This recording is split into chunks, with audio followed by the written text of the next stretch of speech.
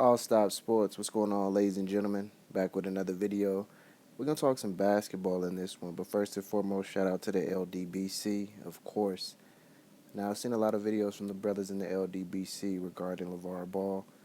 I wanted to give my touch on it, but I'm going to take it from a different angle.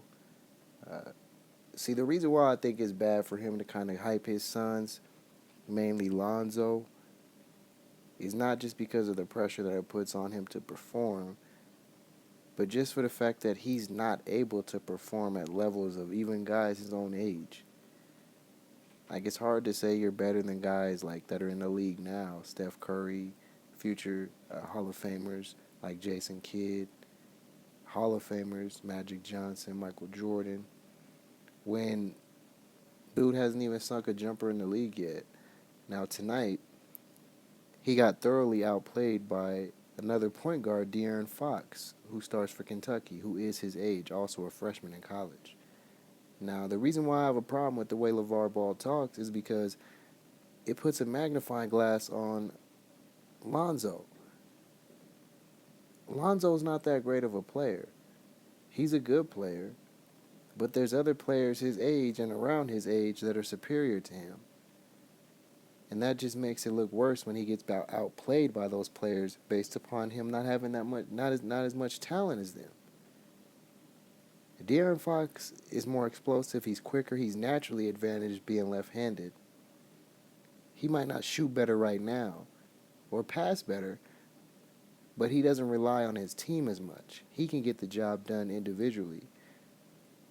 I've been very impressed from when I first turned on the TV earlier this year and caught a little bit of Kentucky play. I knew he just jumped off the TV to me. He reminds me of a left-handed John Wall. Lonzo Ball reminds me of more of a Penny Hardaway. Malik Monk, he's more of like a Jamal Crawford. I mean, I'm telling you, man, I love this hoop shit. There's also another freshman that goes to Washington, Markelle Fultz. A lot of people are high on him. I think LaVar Ball, I'm really respectful. He's a black man raising 3 kids, 3 men at that. And we need to give kudos for that. I feel like they create this narrative that black men aren't around to be fathers. And, you know, there's other fathers that have kids that made it to the NBA that played in the league that you just kind of see would fall back and just take their seat. Look at Del Curry. He's got 2 sons in the league. One of them's a 2-time MVP and a champion. The other one's carved a niche, Seth Curry. But you don't hear him talking about his sons are this great or that great, you know, because when Steph Curry gets outplayed by Kyrie Irving, it is what it is. You know what I mean? Steph Curry lives with that. He's still a great player. But tonight, when Lonzo Ball got exposed, it was bigger than him just getting outplayed.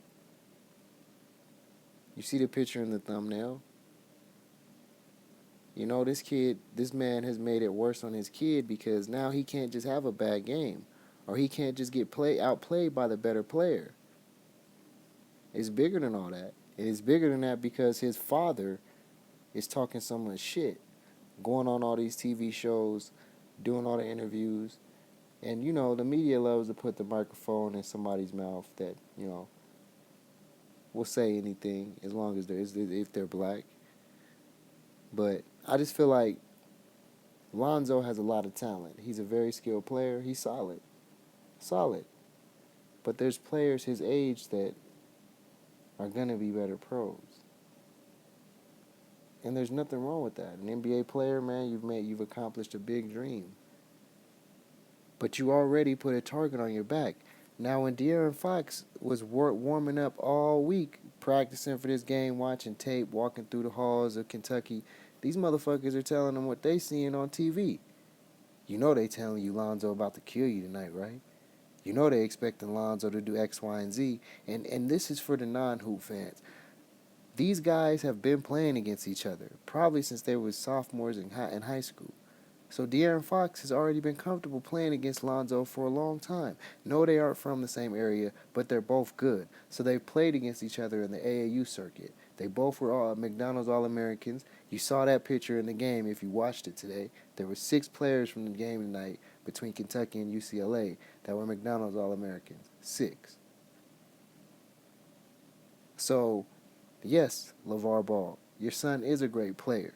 We all understand that. But he's not the greatest amongst his own generation. He got dominated and had 39 put on his head by a kid that's his age, who kept going by him and getting to the rack and getting to his dominant hand and laying it in. The one LVZ, shout out to him, clearly pointed out on him and Ticker's video that Lonzo can't pull up going right. There's flaws in his game. Nobody's perfect. But the flaws are the things that get highlighted more when you sit up here and talk so much shit.